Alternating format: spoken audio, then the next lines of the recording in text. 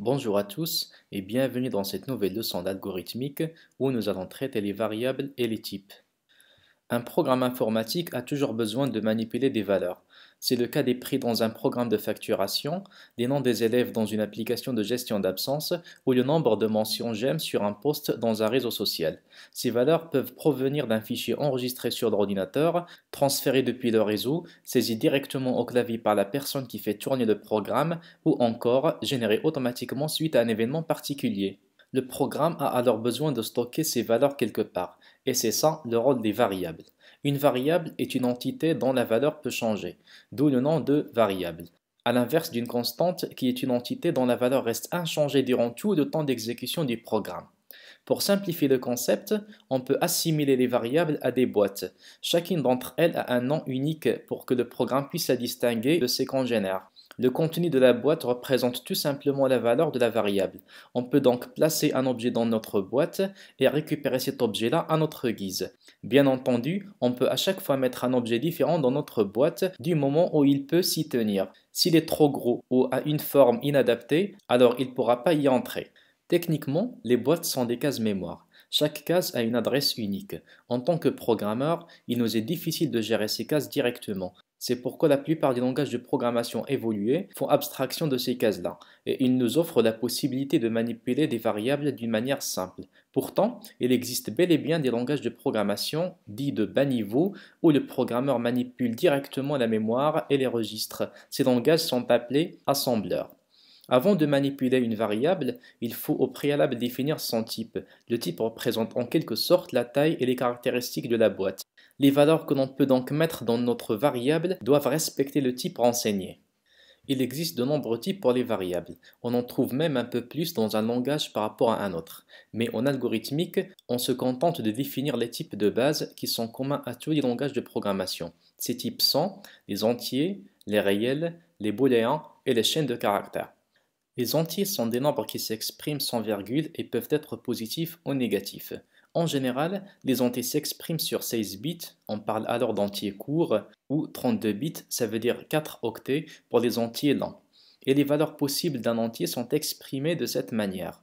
Grand N est comprise entre moins 2 à la puissance n moins 1 et plus 2 à la puissance n moins 1, le tout moins 1. Sachant que grand N est la valeur du nombre et petit n représente le nombre de bits utilisés pour représenter l'entier en mémoire. Pour les entiers qui sont codés sur 32 bits, cela donne grand N est comprise entre moins 2 milliards 147 millions et quelques et plus 2 milliards 147 millions et quelques. Alors, il faut que la valeur donnée à une variable déclarée en tant qu'entier soit située dans cet intervalle. Les réels sont des nombres qui s'expriment avec une virgule, dite virgule flottante. Les réels peuvent être codés sur 32 bits, dans ce cas on parle d'une simple précision, ou 64 bits pour la double précision. Ce tableau récapitulatif donne une idée sur les intervalles d'opération des types entiers et réels. Les booléens représentent un type qui n'accepte que deux valeurs, vrai ou faux, que l'on peut aussi représenter par les nombres 1 et 0. Il s'agit d'un type très léger en termes de stockage dans la mémoire. Les chaînes de caractères représentent un type qui accepte des caractères alphabétiques, numériques et symboles. Il s'agit tout simplement d'un texte. Avec ce type, on peut par exemple exprimer un prénom, une adresse ou encore un commentaire. Souvenez-vous qu'il existe beaucoup de types, mais en algorithmique, on se contentera des entiers, courts et longs confondus, réels, simple précision et double précision confondus, les booléens et les chaînes de caractères. Le nom de la variable, aussi appelé identifiant, doit contenir seulement des caractères alphabétiques, numériques et le symbole souligné, et il doit commencer par le caractère alphabétique. Donc les caractères accentués et les espaces ne sont pas permis. Notez toujours que certains langages de programmation permettent la présence d'autres symboles autres que ceux que je viens de citer dans les noms des variables. À titre d'exemple, voilà certains identifiants de variables permis. var 1, 2, 3, ma variable, prénom sans accent, numéro de téléphone espacé par des soulignés. Imaginez maintenant que je veux déclarer une variable identifiée par TVA avec le type entier. Le code de la déclaration ressemblera à ceci. Variable TVA entier. Si je veux aussi déclarer une variable nommée prix acheté ou bien prix hors taxe en tant que réel, alors le code de la déclaration ressemblera à ceci. Variable, dans la première ligne TVA entier, la deuxième ligne prix acheté, deux points réel. Si maintenant je veux ajouter la variable quantité qui est un entier, alors le code de la déclaration peut s'écrire ainsi.